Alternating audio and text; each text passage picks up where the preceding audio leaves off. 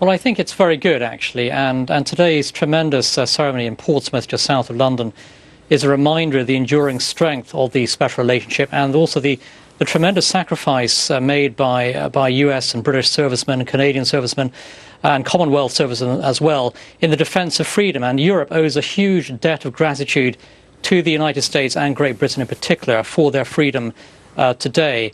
And the special relationship between Great Britain and the United States has endured for several decades since World War II.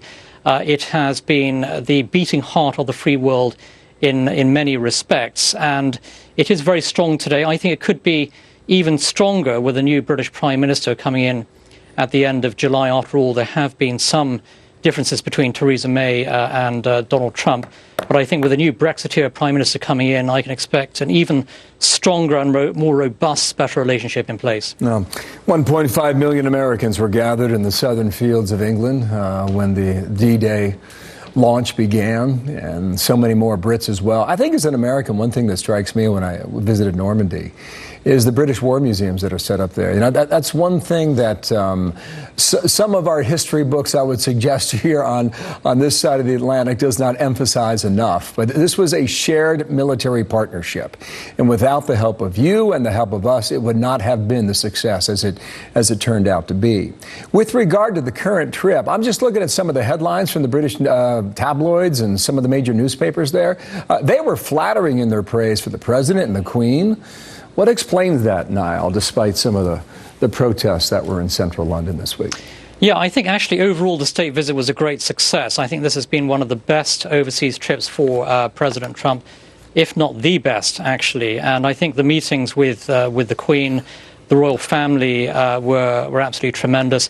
I think you have a US president who is very pro-British.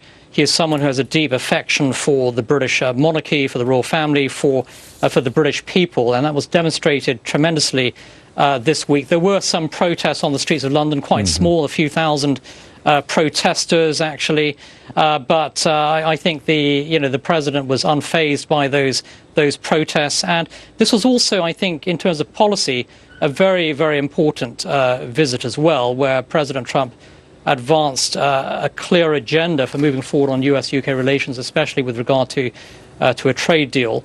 And I think that overall, President Trump projected strong US leadership. He emphasized the tremendous strength of the special relationship. I think it was a very, very good visit overall. Niall, nice to get your thoughts on that. Nile Gardiner, the president now, heads back to London, then he goes to Ireland for the overnight.